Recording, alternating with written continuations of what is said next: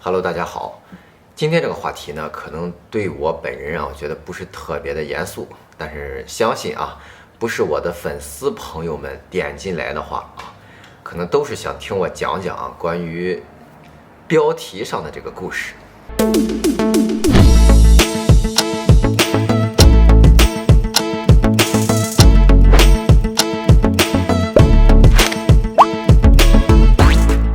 很开心啊！我头条的粉丝昨天已经正式达到了5000人啊，大概用了不到半年的时间啊。我从10月份开始，2019年的10月底啊开始，到现在是3月份啊，4月份，大概用了半年的时间达到了5000啊。对于我这种业余的这种喜欢做点视频的越野达人来说，我觉得已经非常知足，非常开心了。还是非常感谢啊头条上的朋友们对我的支持。从我出发西藏之前啊，决定我要去西藏的时候，我的很多朋友啊就在有意无意的给我传递这种信息，包括啊很多我们群里边去过西藏的啊这些朋友也给我说啊，我希望你开丰田，因为开吉姆尼和开丰田对你要走的这条线来说啊几乎没有任何的难度啊，丰田会让你更舒服一些。而且大家也跟我说啊，如果开稍微好一点的车啊，可能会有人想搭你的车啊，或者说会有异性想搭你的车。这就是今天啊，我想讨论的这个东西啊，旅行和越野对我们的意义在于什么地方？原来很多人问过我啊，说你在外边的很多的 vlog 为什么没有拍啊，只是拍商业游记？很多旅途中的很有趣儿的事儿啊，为什么你没有做出来？我只想告诉大家，原来我出去的地方没有太多有意思的事儿啊，没有故事。当然说，你说一点故事没有吗？肯定不可能啊，故事也挺多的。人在路上啊，人在旅途上肯定是有故事的。但是我相信啊，西藏这次会比我任何一次越野或任何一次的穿越都会更加的有故事。这种故事我觉得不需要我提前给大家讲，大家可以在网上去搜索啊，旅途当中的故事啊，西藏会是一个非常多故事的地方。那我抱着什么样的想法去出发的呢？给大家说说啊，西藏一直是我心目中啊非常神圣的地方。前几天我看了一个宣传片啊，就是当时采访许巍写《第三集》这首歌的时候，他去西藏的啊，那么一个感悟啊，在西藏的那个给我印象最深的音乐来的灵感就是它就是震撼，而且那2个小时我一直跟入定那样就看着雪山，然后我就流眼泪。他们用这种方式呢，就是每当风吹动这个经幡的时候，就算对这个世界的一次祝福，对众生的一个祝福。这个东西啊特别打动我，为什么呢？因为我在听着他的歌的时候啊，我看着雪山的照片，我也在流眼泪。经常出去户外越野的朋友啊，如果你的心是比较静的话，不是说我和很多朋友在一块啊，我们热热闹闹去越野，我们来锅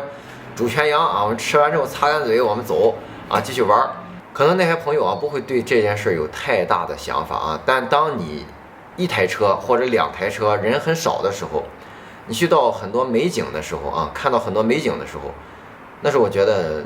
对你心灵的震撼啊是非常大的。我在喜欢越野之前，其实我也是一个天天在家里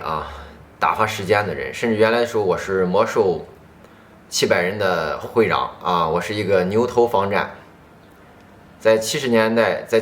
代的时候背着折戟，背着龙鳞我们8个战士带着全区1000多个人，我们去屠童须啊。当时80%的时间的仇恨是在我手里啊，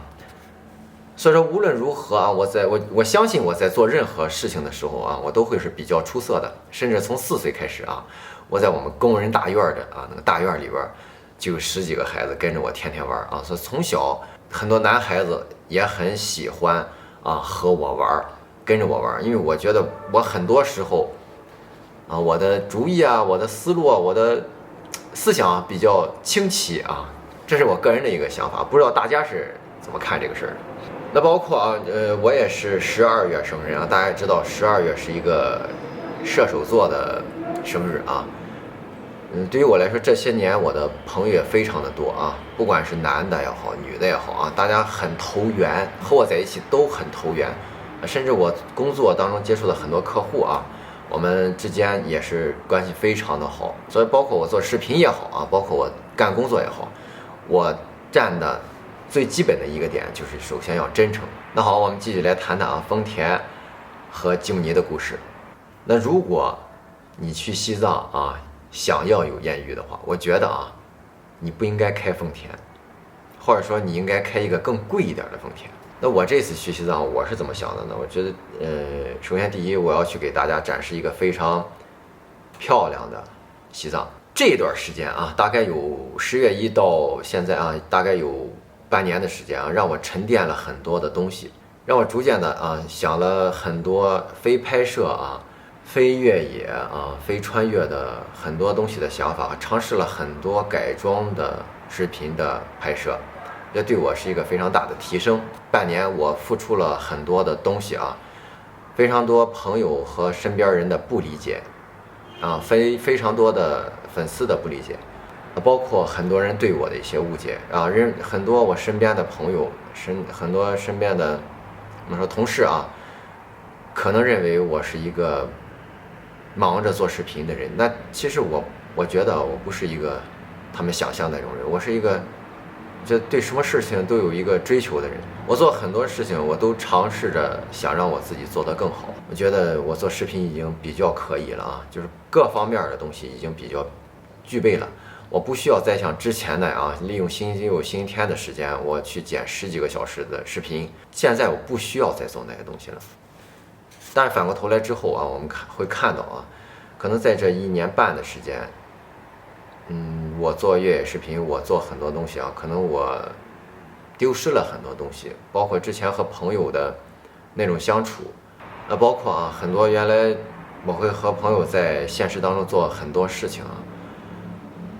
可能都有所耽误，说甚至让别人对我有所误解。想借着今天这个视频吧，给大家说说。其实我对这些人还是很愧疚的啊，很愧疚的。我觉得这次啊，西藏对我可能是一个终结什么呢？就是说我从不掌握这门拍摄、这门越野甚至风光的这种视频啊，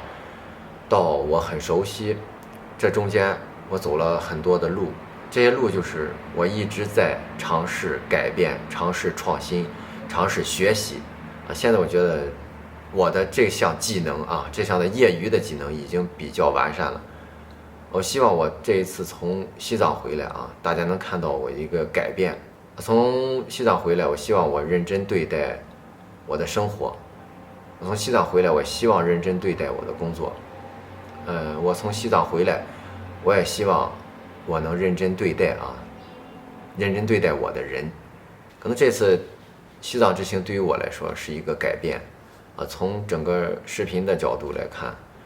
是一个大胆的尝试，或者说从我西藏的这个视频，现在我感觉啊可能会有一些突破，但是更多的我希望从西藏回来，我会去珍惜我的生活啊。很多人不理解啊，包括我的家庭有的时候也在说，包括我很多朋友啊，很多非常好的关系的人都会说，你为什么要那么执着的做这一件事情啊？其实还有很多事情可以做，你为什么那么偏执的去想把这个事情做好？有些东西是没法在视频里边说出来的。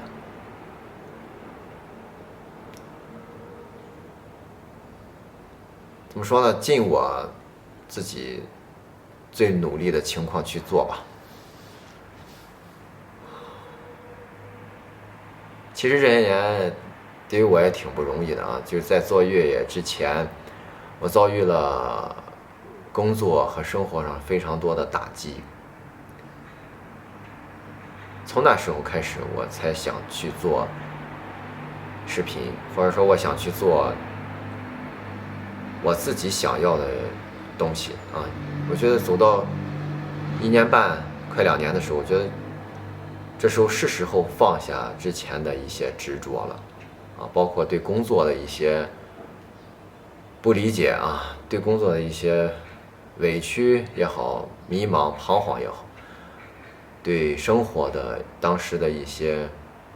想法也好啊，这趟西藏之行都会让我放下。可能这次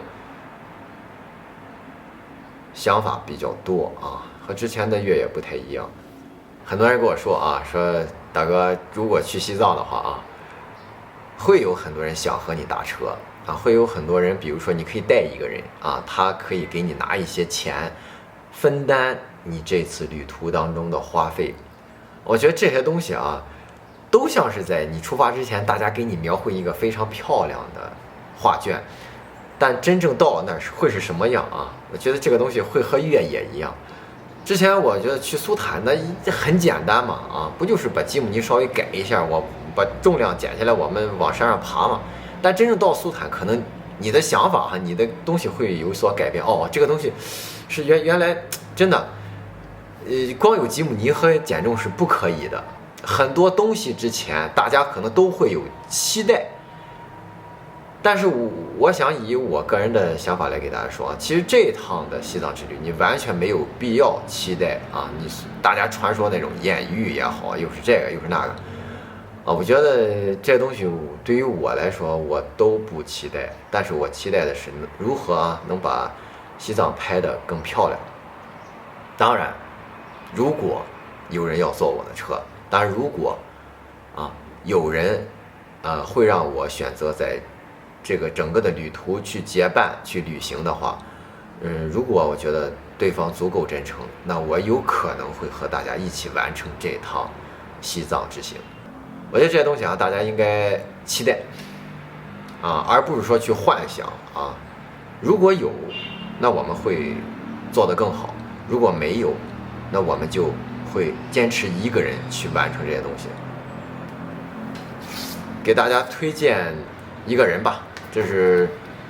几年之前啊，就算是我的偶像之一，星云大师。这本书啊，现在我拿到的这本书叫《人生是苦，苦就是福》啊，大家能看到吗？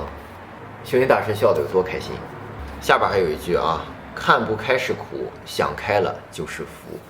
我觉得很多东西啊，千万不要被我们表面的欲望所迷惑。我想怎么样，我想怎么样，我想过得更好。大家对生活都有期盼嘛但是我觉得就像很多朋友跟我说的人生有的时候确实苦占了大部分，没有苦我们怎么能感觉到甜呢？觉得这就是今天我想给大家说的吧。但是到现在开丰田还是开吉姆尼我还没有想好。今天的视频就到这儿了拜拜。